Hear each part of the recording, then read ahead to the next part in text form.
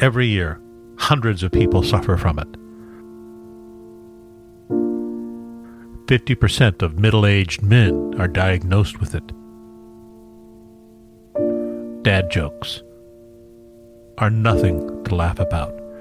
Do you know what my idea of a balanced diet is? No. What is your idea of a balanced diet, Simon? Glass of champagne in either hand.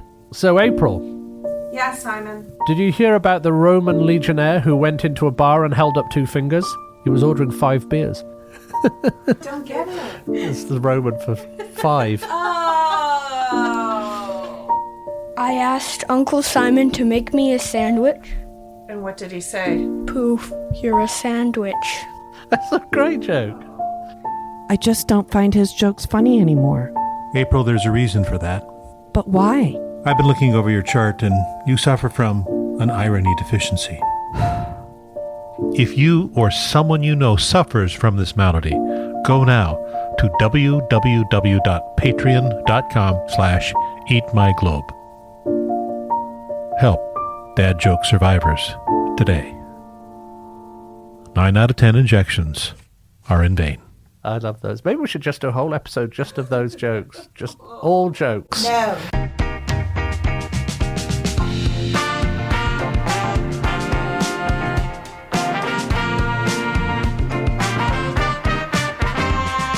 Hi, everybody, and welcome to Eat My Globe, a podcast about things you didn't know about food.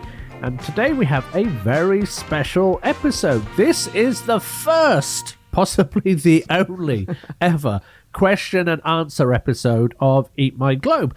I often get sent many questions, whether it's on social media or directly to our website or by email through my own website, asking me questions both about the making of the show and about food history in general, and sometimes about my own personal preferences. So rather than just reply to every one of those, which might take rather a long time, I thought we would take some time today, and I am going to rope in our producer, April, to ask me some questions, and I'm going to try and do my best to answer them. So it's a bit of a free-for-all, so we'll see how it goes. So I'm winging it a little, so bear with me, but we thought that this might be really good fun. So April, I know this is like people have heard you responding to my bad jokes usually.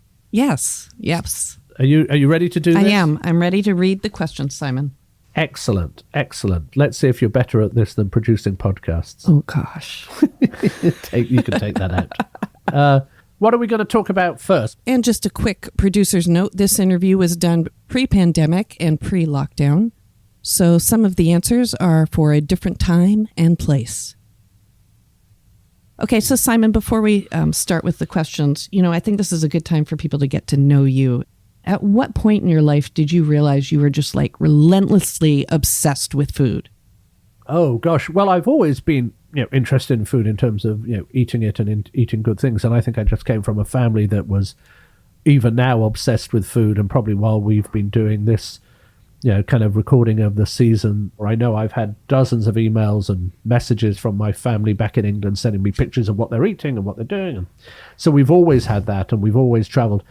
I think most of it began, though, when I began to travel extensively, probably in my kind of late 20s, because then what I realized is how connected food was. If I went to Spain and then I went to Eastern Europe, there were connections. And I was going, well, why are there connections between Spain and Eastern Europe? And you go, well, the only reason is history, because things moved and people moved and ingredients moved. The same if I go to India and I look at a dish in India, and then I go to North Africa and I look at a dish in North Africa and I go, oh, there's similarities between pilaf in North Africa and pulao in India. And I go, well, why? And the names are similar. And then you go, well, again, that's history, people traveling down the spice trail. So the more I did that, the more I began to kind of travel and eat. It just really sparked this obsession in why. I wanted to know why. I wanted to know who traded with who and who met who and the key people and the key ingredients in that.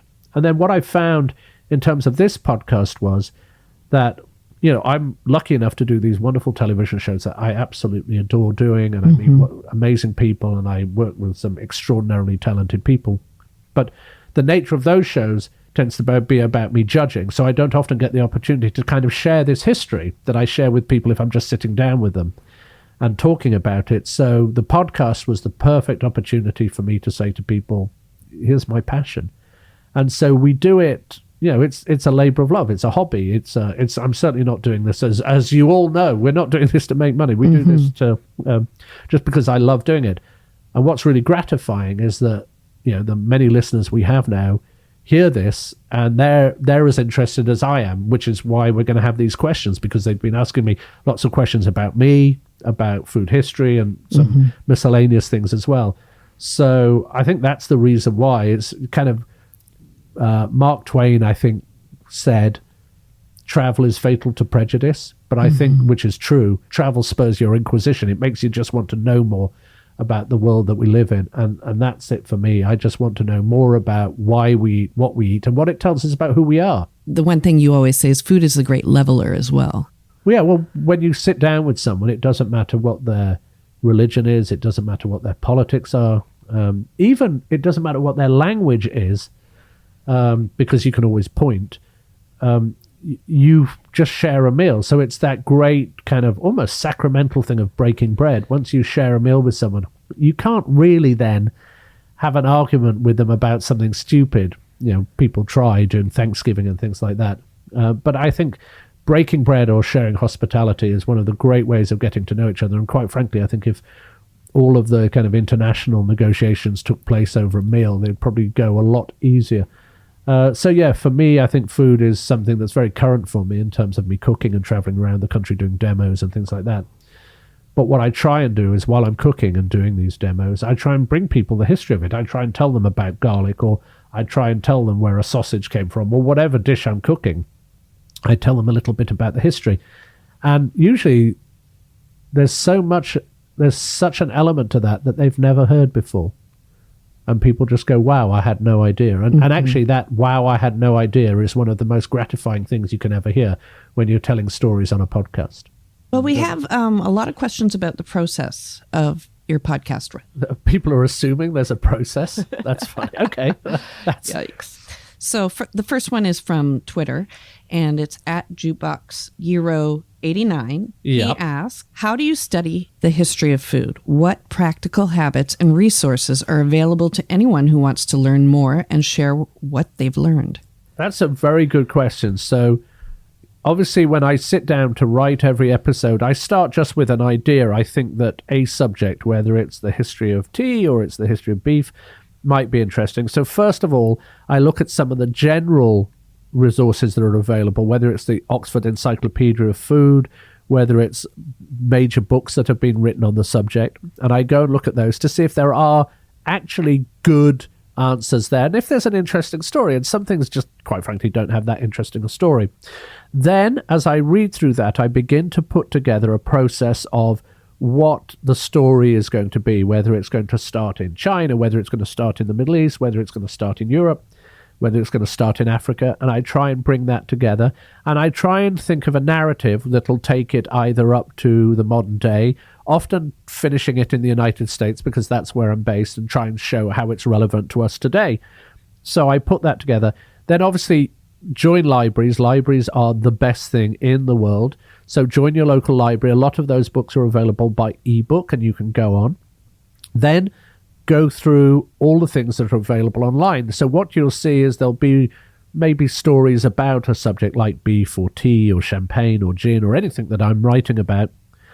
And then you'll see some of their sources of these great ones, and then you can go and look at those. So you have to go back as much as you can, starting at primary resources, so people who were actually there at the time and wrote about them. Then you can go to secondary resources, and then you can go to modern resources. So I think you just have to use your internet, which is very good. Use your local libraries, and then just do as much research as possible. And I spend quite a lot of time researching every episode, and then it's re-researched for me by my lovely wife, who checks everything for my resources to make sure that it absolutely works and that I'm citing all the right people. And then it gets checked again by UCLA. So, I mean, we really put a lot of effort. Well, that actually goes into our next question from Lisa on Twitter. How do you do your research? I know the UCLA library is a big part, but is it mostly digital books, or is there a specific team that does your research, or just whoever's available?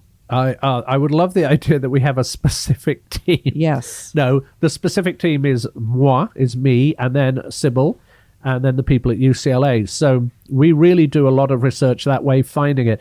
Now, is it digital? I think is often a kind of misleading question, because the assumption is that books aren't digital, but most of the books we're using are online, and I download them. So you'll constantly see me reading on my Kindle a book about the history of something or a general one, trying to find new ideas. So really the team is myself, my wife, and the department at UCLA who offer comments on it. And we do it in 3 stages. So I will write the first episode. It then gets kind of read by my wife, as I mentioned before, and then by UCLA, who will offer some modern kind of historical comments, making sure that I'm not using words that are inappropriate these days in history or things like that.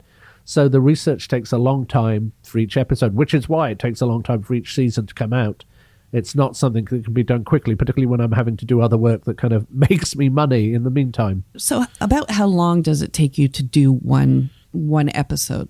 Well, in terms of writing the whole season, it's the equivalent of writing a book, basically. So it's about 100,000 words. So we do a whole season of about 5 or 6 to 10 episodes, whatever we choose to do, is 100,000 words. So that can take 3 to 4 months just to actually do the research, put it together, and then another month on top of that for it to be checked, for it to be, kind of authenticated by UCLA. So 100,000 words, a lot of words we've written so far. So James on Twitter says, do you have a favorite episode, or perhaps one that you are particularly proud of? And if so, what to you makes it stand out? Thanks, James. I really like that question. And one should be like a mother with their children, proud of them all. But inevitably, there are some that I think turn out better than others. I really like the episode on Escoffier. I think that's one of the ones that I'm most proud of, just because it's a great subject, and I think it really talks about the history of someone who was very, very important in cuisine. Of others, the very first episode we ever did on fish and chips is one that still gets listened to all the time, and I think it's just a fun one, but shows you how food history can impact something that we think of as everyday, like a dish of fish and chips. And the other one that seems to have had a great reaction, and I like listening to occasionally, is the last meal served on the Titanic, which I did over 2 episodes. And again, I think it's just fascinating to see how history impacted on the way people ate on something that we take, very much for granted, as the Titanic being part of our history. Okay, Kenneth from Twitter wants to know, is there any episode you already did that once done made you think that you want to take a deeper look? Gosh, yes, there are, I have to say. There are some where after I finish them, I never want to hear of that subject again. I think after writing a few of them, I've gone so far into the depth of it. I was actually really fascinated on the history of tea when I wrote that, but I particularly certain people. So I talk about Robert Fortune in there, who was one of the great kind of spies of food, who stole tea from China and brought it back to India so they could grow tea in India. And this guy was just such an extraordinary person who went in there that I wanted to go and look at him in more depth. So I think it's more than about the subjects, it's about some of the people I hear about, whether it's Maria the Jewess, who they believe created the alembic still back in the 3rd century, and all kinds of interesting people like that. So I think it's the people rather than the subjects that I would like to get into depth more if I had time. Andrew from Twitter wants to know, how did you get such an amazing producer? Well, the one I wanted wasn't available, so we just went for the cheapest option. But it's it's a prison release scheme, and it seems to be working. Just kidding. You can put that in. I think that's funny. Okay, let's get a little personal here. Okay. So on Instagram, @SwampRat asks, what is the best thing and the worst thing about your job career? What do you love? What's a drag? Well, I have to say, I'm very fortunate. There isn't very much about my career that I would consider a drag, apart from maybe sometimes the journeys in the early mornings, having to get to places to do events. But if I'm having to get up early to get on a plane to go to somewhere rather wonderful to do an event, then it's not really that much of a drag. So I don't think from that point of view, I can't really complain too much. I'm very, very fortunate. I think from the best things for my job are, just getting to meet lots and lots of people, doing the events where I do demos and talking. I really enjoy when I get to do the shows, whether it's Guy's Grocery Games or Cutthroat Kitchen or any of those, I actually just really like hanging out with the crew, who are usually amazing, and with the other chefs and the other people that when I'm doing those shows, we often hang out together. And when I'm doing the podcast, I really like those moments of solitude where I'm sitting on my own, just researching and writing, and it gives me a little bit of chance to take a breath. So those are the areas. If I'm honest, I don't really have many downsides to it. I think I'm very fortunate, very blessed.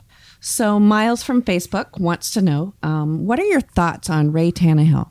So Ray Tannehill was an amazing woman. If anyone listening has never heard of her, she wrote a number of fantastic non-fiction books, but one called Food in History, which I think came out in the early 70s. I think is one of the seminal works in food history. So if you get a chance, go and read it. I mean, I really enjoyed that book. I don't know a massive amount about the rest of her life, if I'm honest, but that book is very, very important. So Christina from Facebook wants to know what boggles your mind most about food, cooking, baking, eating, a method, an ingredient, history. Wow, it's a big question, but it's a very good question. Yeah. I think part of the reason that I'm actually doing this podcast is there's so many things that boggle me about food history. I think one of the things is that, we think here as we sit in our kind of modern world that we're so sophisticated and that we're so much better than those people in ancient times. But if you go back to the ancient Greeks or the Mesopotamians and you see how they were living and the things that they were doing, apart from having some of the technology, they're very similar. Some of the recipes they were doing, some of the things they ate, some of the things they believed about food are so important. And they were incredibly sophisticated, often in societies, in the way they live. So that, I think, is one of the things that if you go back in history, you can kind of see that humankind hasn't changed very much. I think one of the things that boggles me is things like colonialization and its impact, both negative and positive. And I talk a lot in a lot of episodes about the Columbian Exchange, Alfred Crosby's view of how ingredients and animals moved around the world as we colonialized worlds, and also took diseases and also created things like slavery because of it. And that boggles me because it completely changed every nation. You wouldn't have had chilies in China without that. You wouldn't have had tomatoes and chili in India. You wouldn't have had garlic going to the Americas. You wouldn't have had potatoes or corn coming to the West. So I think that does. And I think the other thing that boggles me is just how many important, incredible people, and I've talked about that in one of the other questions, but these incredible people who did one thing that changed the world, the man who invented canning, Nicolas Appert, or all of these people who did one thing. Veuve Clicquot was Widow Clicquot, who took champagne to Russia and really kind of promoted champagne there. So I think there's so many. It's a great question, but I could sit and talk all day about some of these things. Susie Q, Z57. Yeah. What's your favorite childhood memory about food? Oh, well, I think it's probably hard to limit it to one. I think I'm going to give a couple just because I can. It's my show. I think one is a dish that I still make today, which is the life-saving dal, which is this red lentil dal that my mum used to make, and just the smell of it, and it's kind of like our chicken soup, and we call it in our family LSD, life-saving dal, and it's just nourishing, and smelling that as I make it just takes me back, back to the times when I was a kid. I think the other one is, and probably the reason why I chose it for the first episode was on fish and chips, and I still remember as a kid, we would drive to the fish and chip shop in Yorkshire in England, pick up the fish and chips. The whole car would smell of fish and chips as we drove home.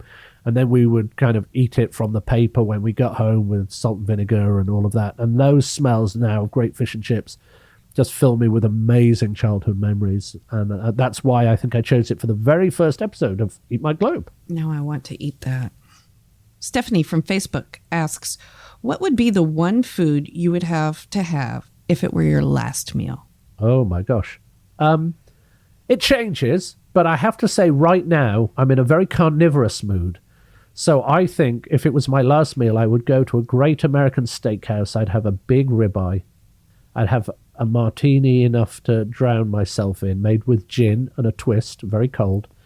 I'd probably have some creamed spinach, and I'd probably finish it with a big slice of apple pie. I've gone very American all of a sudden. It used to be fish and chips. Now I've become, since I've become an American citizen, I've changed. But yeah, big old steak, big old martini, a slab of apple pie, maybe maybe a shrimp cocktail beforehand. That sounds like a good way to go out. Jack Carroll from Facebook asks what your favorite mushroom is. And what's your preferred method of prep? Oh, well, I'm actually a great fan of the old button mushroom. You know, we can talk about wild mushrooms. We can talk about all kinds of things like morels. And I love, love, love morels. And I love all kinds of different mushrooms. But I think I have got a real kind of little soft spot for the button mushroom. And you know what I do? Simple, simple, simple.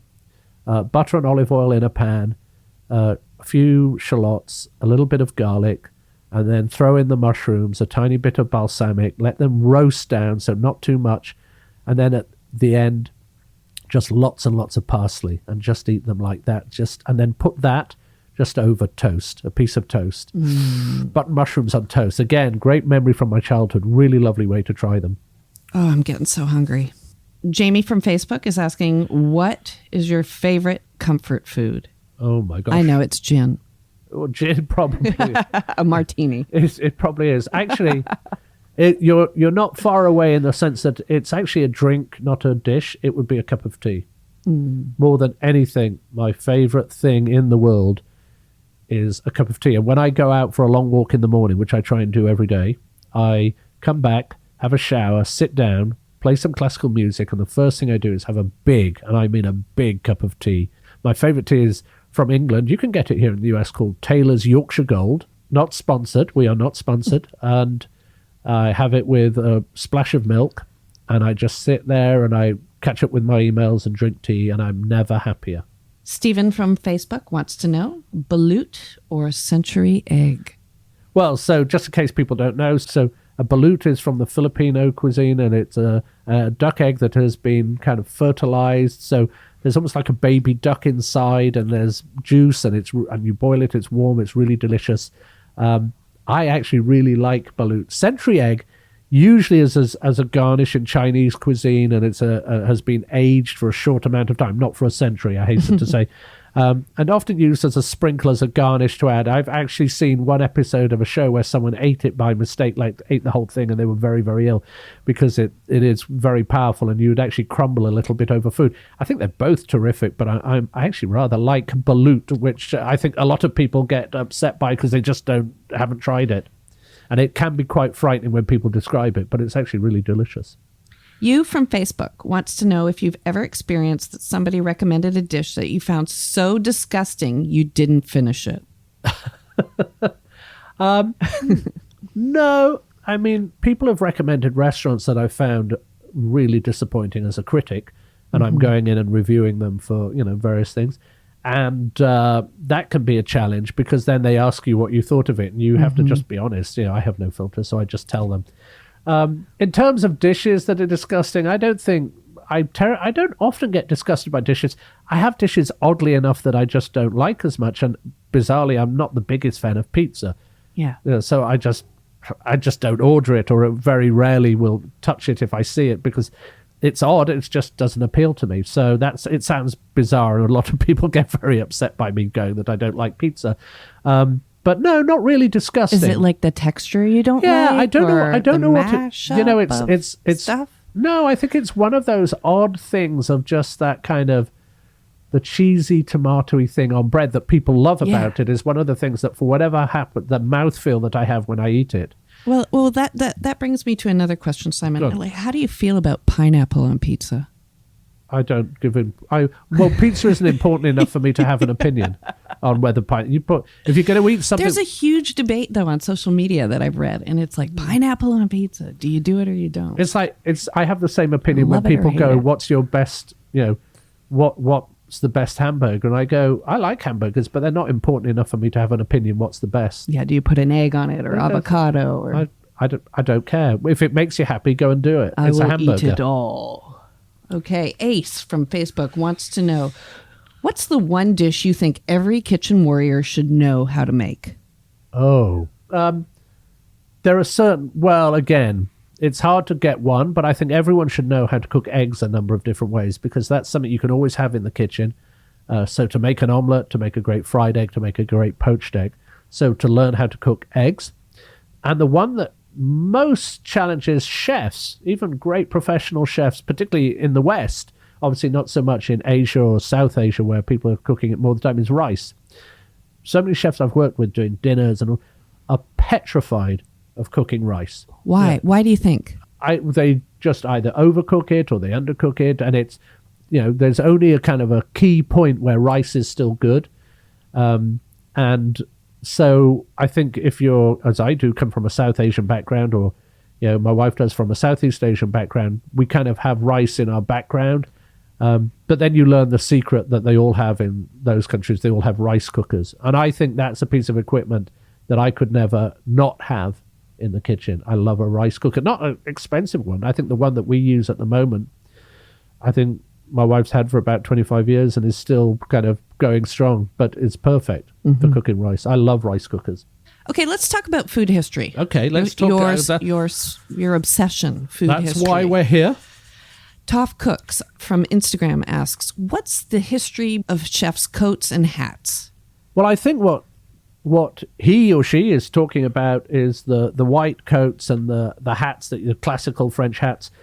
And those really go back to the period of someone who I mentioned in the Escoffier episode, who I consider this person to be the first celebrity chef. And this was a guy called Antonin Carême. This was a guy who cooked for Talleyrand and was part of the society during the period of Napoleon and the Russian invasions of France and all of that kind of period. Really, really remarkable man, and actually created a lot of the mother sauces that then Escoffier went on to kind of codify. He wanted to take the kitchen away from it being this rather dirty, sweaty place where people kind of didn't keep good hygiene. So he really cleaned up the kitchens in everywhere that he worked.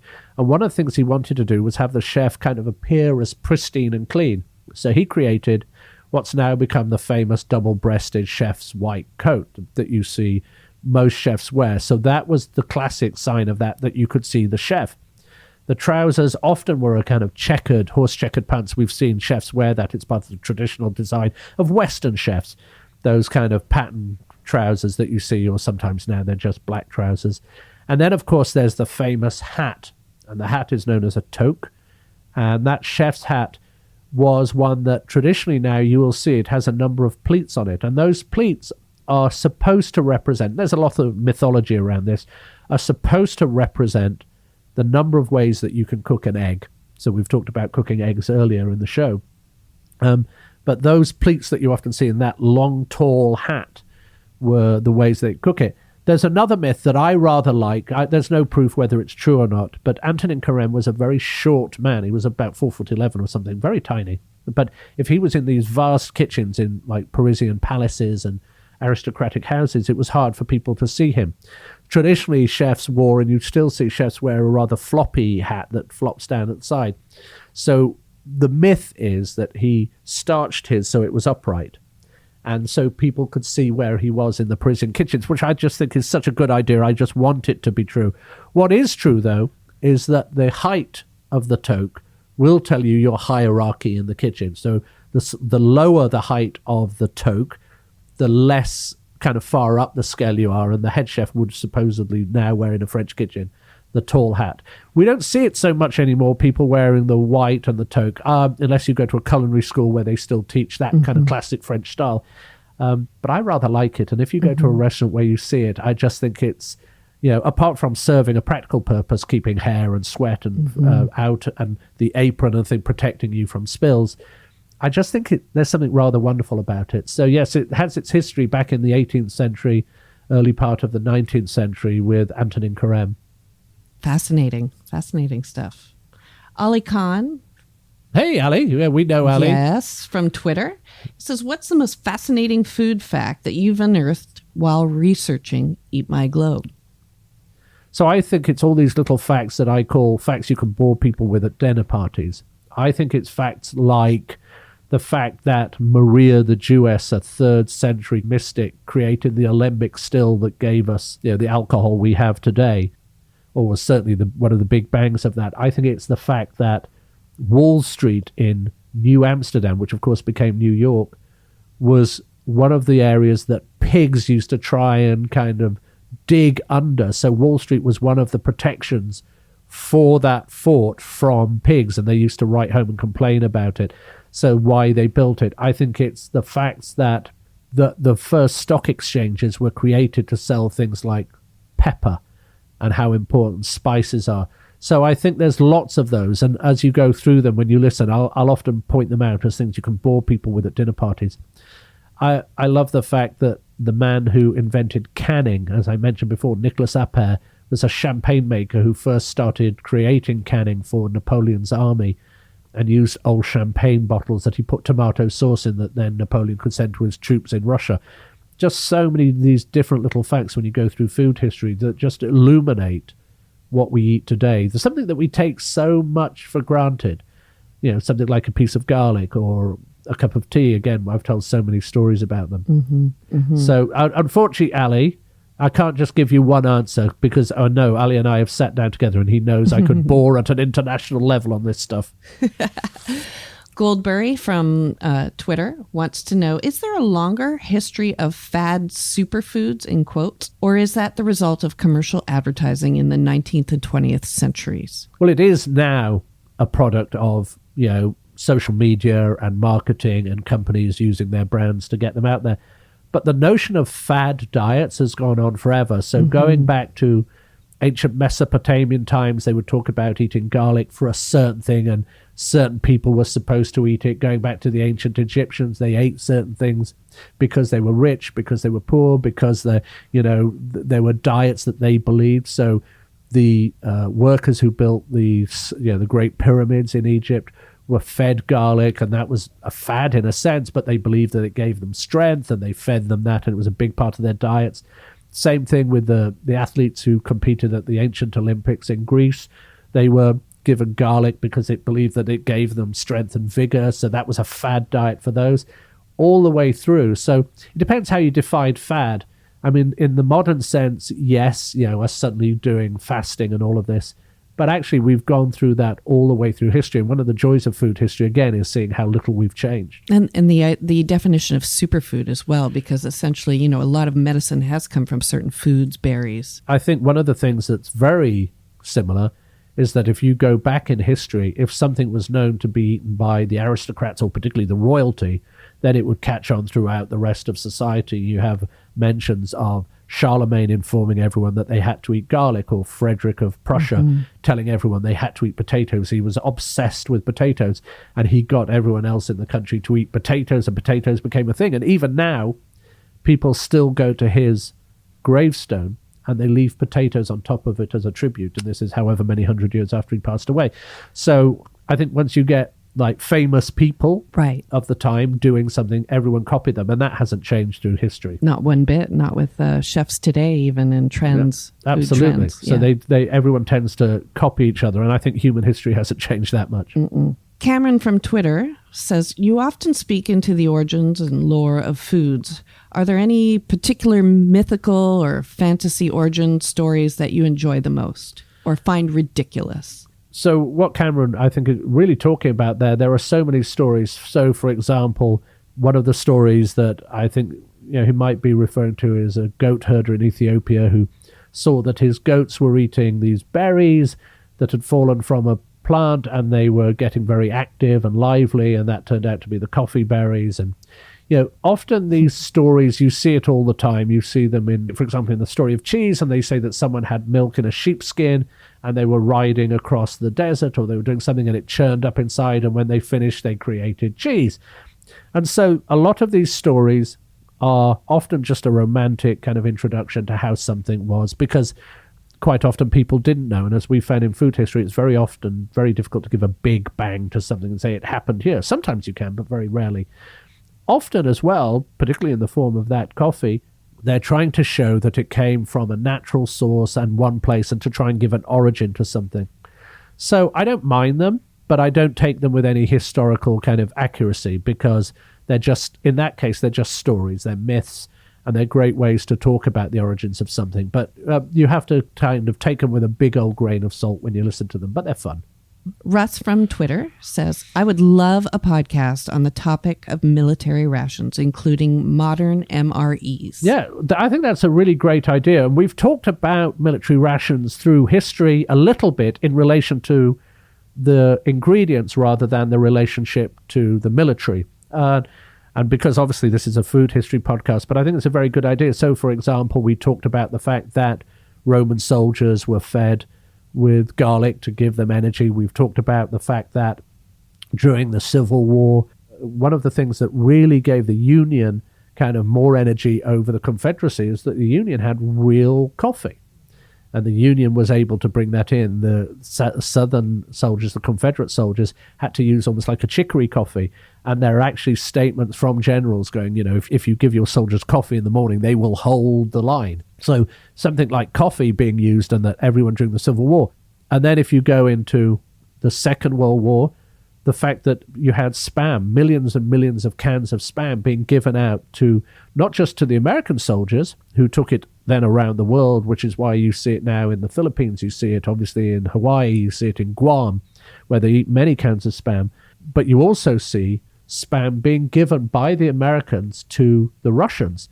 And Khrushchev actually said, President Khrushchev of the Soviet Union actually said afterwards that they would not have won the war without cans of Spam to feed the Russian soldiers during the battles of Leningrad and Stalingrad and those big, big wars. So rations for soldiers and for the military have been vitally important throughout history. I think that's a really good idea. I might have to look at that as through history, or maybe do an interview with someone on that. In terms of the kind of modern rations, that's really a process of the development of science. A lot of those military rations came out of things like the NASA space explorations to the moon and to other space travels, as they began to create foods that could be desiccated and dried and were portable. Shelby from Twitter wants to know, how did World War II impact the nutritional and dietary intake of the UK? Oh, that's a really, really interesting question. So I think there's two sides of it. One is the impact during the time of the Second World War. And that was because it was one of the first times that people were really looking at the nutritional needs of their populace. So things were rationed, and as people realized during the Second World War, you were given a ration book. I remember seeing my mum had an old one from when she was a child during the Second World War, and I saw it, and you had coupons in there that you took into your butcher, your grocer, your fishmonger, whatever. Those were the days before big supermarkets. You took in to get your product each week, and you're each allowed however many ounces of butter, however many ounces of bread. It was all very rationalized in the sense of rations. And people would stand in lines for hours. It became a big thing to stand in line to go and see your butcher to get your little bit. So what happened, I think, on one hand, is there was actually an improvement in health because they were very careful about the amounts of fats and what they were eating because they just didn't have them. So there was actually an impact, and there are arguments that people have said, and I haven't done enough to understand fully, that probably Britain was at its healthiest during the Second World War because they weren't eating such massive amounts of red meat and other things. And they were eating more vegetables because everyone, could turn their garden into an allotment to grow vegetables, and people were eating a lot more fruit and a lot more vegetables that they could get. So I think nutritionally, there were some elements that obviously did well. I think there was a lot less pleasure in it, obviously, because people just couldn't go and waste food. But I think also there's two other elements. One is that I think people became a lot more creative. So, instead of doing a meat pie with beef or whatever, a kind of savory pie, they might have to do a potato pie. They did all kinds of things. And there are wonderful books by chefs from that period where they talk about using everything. So there was very little waste, which I think is one of the important things. And we really didn't waste food in the way that we often do now. And here in the United States, we waste about a third of our food.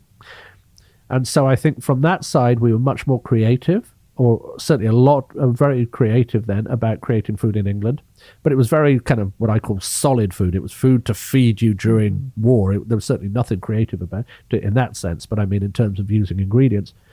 And I think the third part, though, is a long-term negative impact, because food had to be functional. Food wasn't there to really create joy. And so a lot of the ways we produce food in the United Kingdom at that time changed the way that we ate. So before that period of the First World War and into the Second World War and rationing, we had a wonderful cheese industry. We had, great, nothing. I think Britain has always been a nation that just enjoyed food for being a fuel more than anything else. But we had lots of artisanal producers in different areas. what happened during the Second World War, they became much more kind of rationalized, solidified by the government. You got things like government block cheddar. And so for years afterwards, up until the end of rationing and then right on until the 80s, British food really struggled to come out of this shadow of rationing that it put over Britain for maybe 30, 40 years afterwards. And it was only in the 1980s, really, when I first moved down to London, you began to see Britain emerge from this, and the artisanal cheese producers coming back and the great restaurants beginning to emerge again.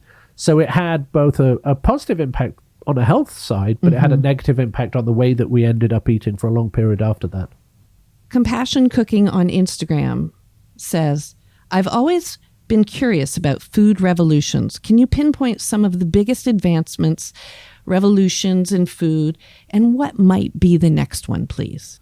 Well, I think, again, we think about kind of food revolutions and trends as being a very modern thing, but let's go back to, some of the biggest trends, the Romans taking over most of Europe and taking with them their vineyards into France, or bringing ingredients into Britain, or taking over or bringing ingredients into North Africa. So I think, first of all, food revolutions can go all the way back to early days. And we actually read about trading between ancient Rome and, even places as far as the Far East, or certainly India.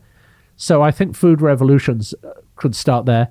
I think the ones that we need to look at that are really, really important, things like the Renaissance food revolutions, food coming in from the Arabic world through Venice, things like coffee and chocolate being brought in through Venice.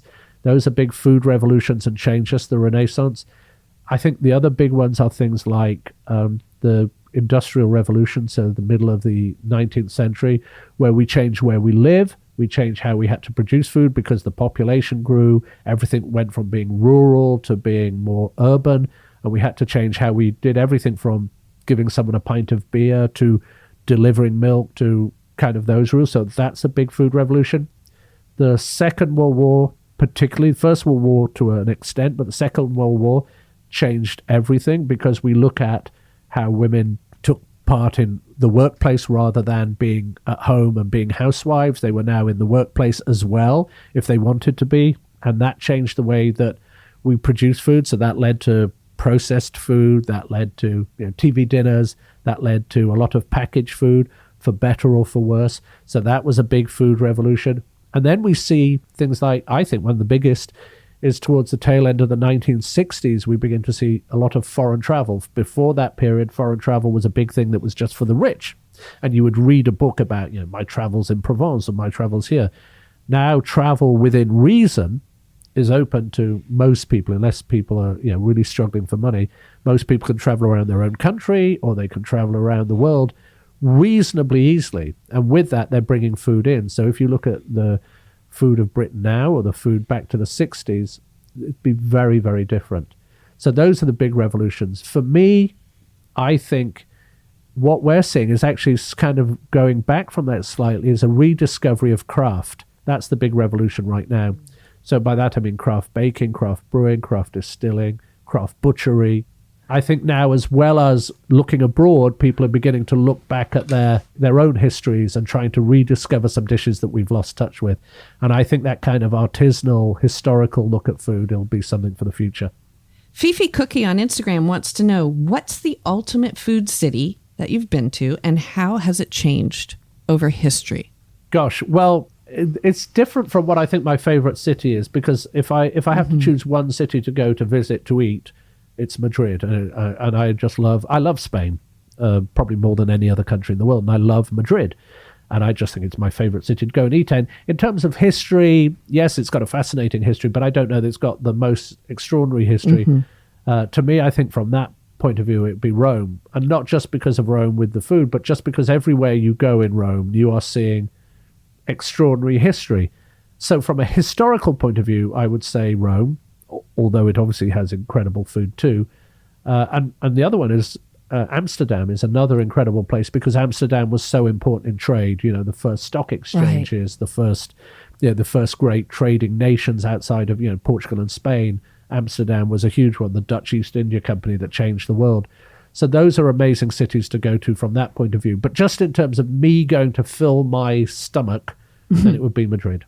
And lots of Hamburger. Yes, and lots of Hamburger. Okay, Kathy Thompson from Facebook. Oh, this is a great question. Who looked at an artichoke and said, yeah, let's eat that? Well, it was actually, so the artichoke actually has a fascinating history. It was first cultivated by the northern African kind of Moorish community, the Arab community, and they took it with them wherever they went, so particularly into Sicily with the Saracens who took it into there, and from there it kind of spread around the world. And they would traditionally roast it, or they would steam it, or they would use the hearts of it in many ways that we still do today. I like artichokes. They're not my favorite thing to eat in the world, although I quite like artichoke hearts.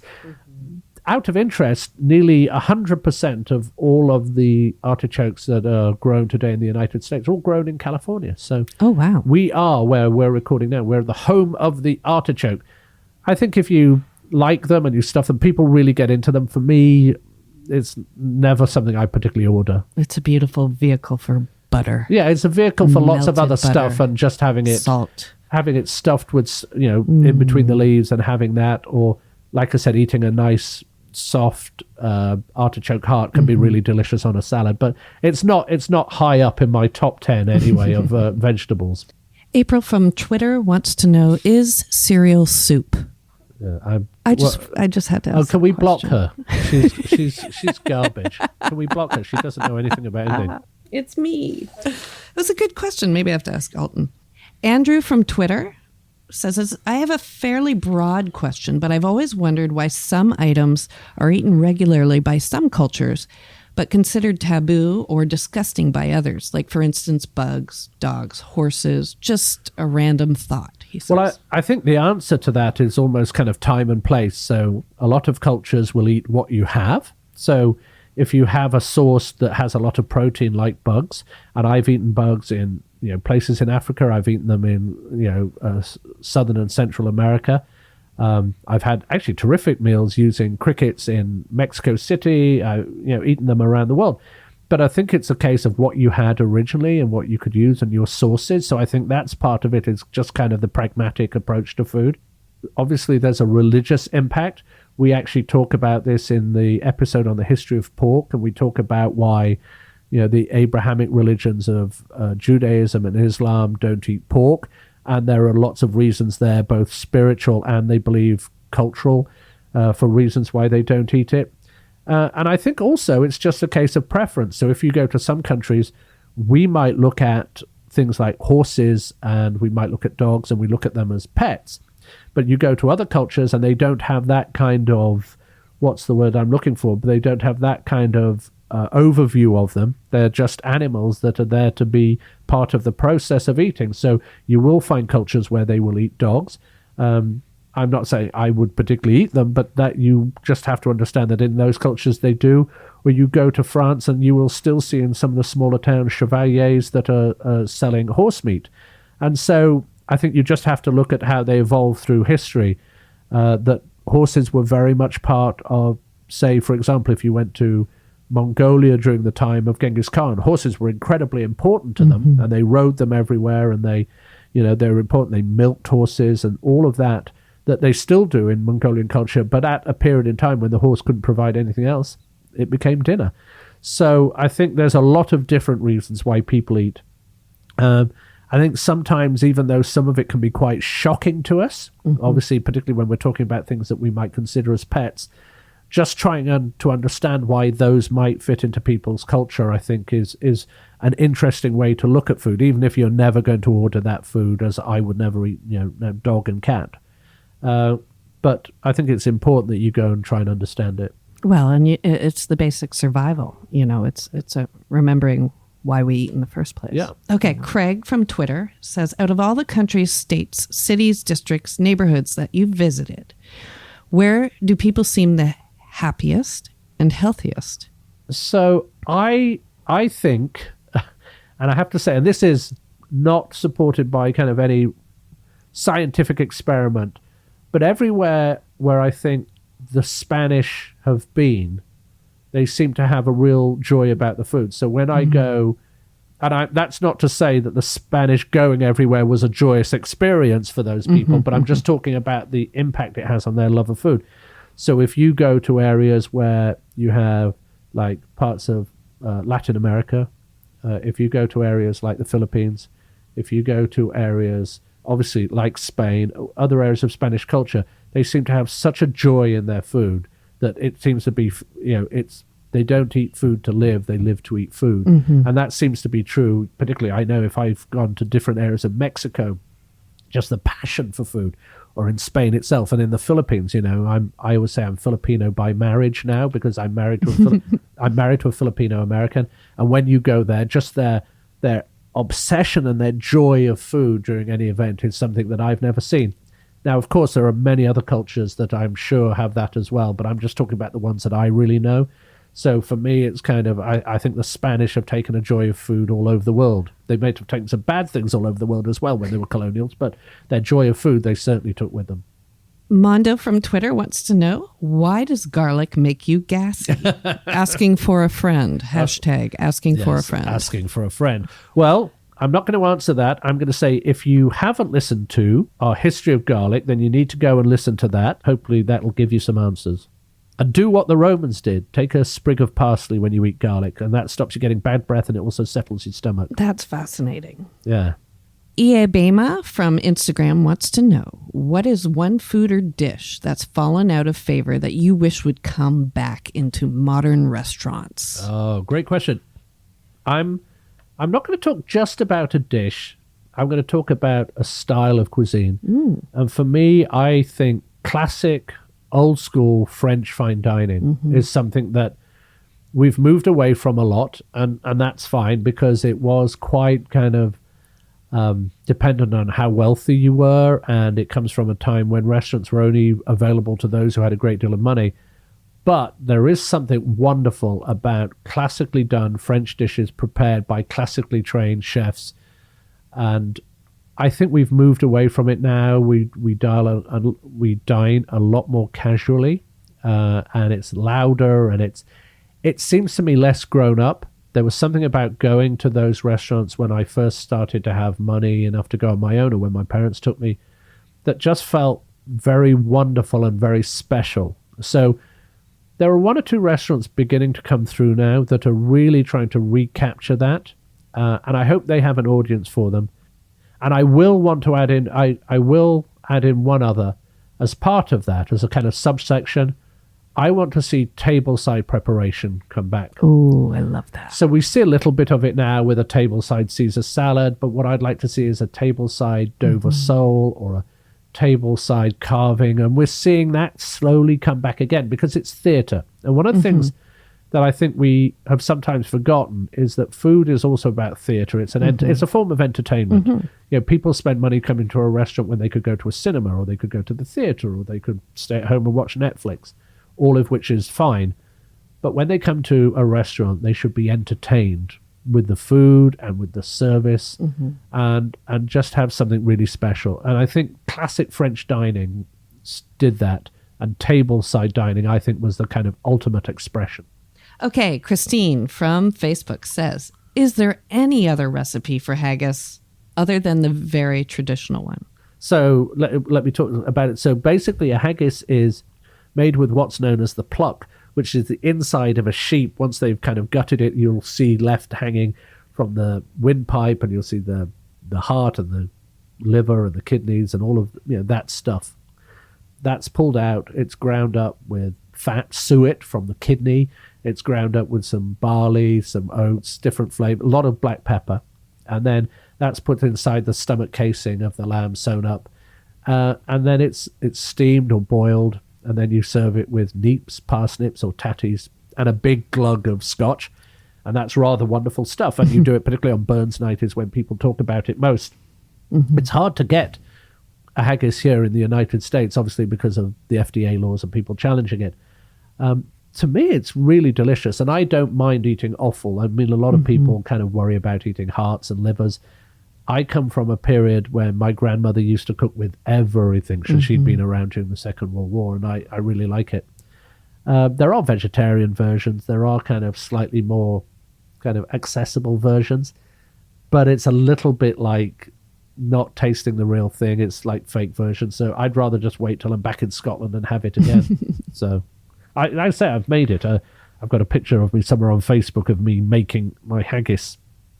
Tamlin from Instagram wants to know, what is the allure of pickles and cheese sandwich? Oh, that's a fun one to finish with. So the cheese and pickle sandwich is delightful, but you've got to have the right cheese, you've got to have the right pickle. So to me, the idea of pickle working against cheese is because you've got the acid in the pickle. Obviously, you're using vinegar to make pickles, you're using spices, so you've got a little bit of kind of punch in there against the fattiness of the cheese. You know, obviously the cheese is made out of dairy, and so you're going to have that fattiness, so it works very well. So I think you either like them or you don't. So if people don't like them, I get it. But for me, the perfect sandwich or cheese and pickle sandwich is going to be white bread, thick, soft white bread, spread one side with butter, and then on the other side you spread with your pickle. Now, or you might use a relish, like a relish from England. That's very different. So I'm not talking about a big old gherkin, a big old kind of dill pickle style. Like pickled vegetables works very well, pickled carrots. There's actually a thing in England called piccalilli that's wonderful. It's yellow and it came out of kind of India and using turmeric. Put that on. And then the cheese, to me, has to be a big, thick slab of cheddar cheese. And then you put those two together, and I think it's perfect. And you have it with a pint of good British beer, and you have a cheese and pickle sandwich. Cheese and pickle is one of my favourites, though. April, was that the last question? Yes, I believe we are finished. Well, thank you. You can go back to your editing duties now. And by the way, you're not getting paid for that. So What? No money for you. Oh, I just want food. we could do.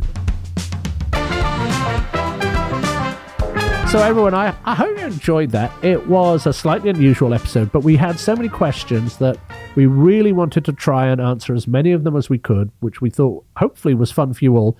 We couldn't get to all of them, so I do apologize for that. We had limited time. But if this is a success and you liked it, then reach out, tell us, and we will do another question and answer episode soon, because it was a lot of fun for me. Not so much for April, I don't think. Do make sure to check out the website associated with this podcast at www.eatmyglobe.com, where we will be posting the transcripts from each episode along with the references and resources we use putting the episodes together, in case you want to delve deeper into each subject. There's also a contact button, so please do let us know if there are any subjects that you would like us to cover. And if you like what you hear, please don't forget to subscribe, recommend us to your family and friends, and give us a good rating on your favourite podcast provider. Thank you, and goodbye from me, Simon Majumdar. We'll speak to you soon on the next episode of Eat My Globe. Things you didn't know about food. The Eat My Globe podcast is a production of It's Not Much But It's Ours and Producer Girl Productions, and is created with the kind cooperation of the UCLA Department of History. We would especially like to thank Professor Carla Pastana, the Department Chair of the Department of History, and Dr. Tawny Paul, Public History Initiative Director, for their notes on this episode. Also, a huge thank you to Sybil Villanueva for her help with the research and the preparations of the transcripts for this episode, which can be found on the website.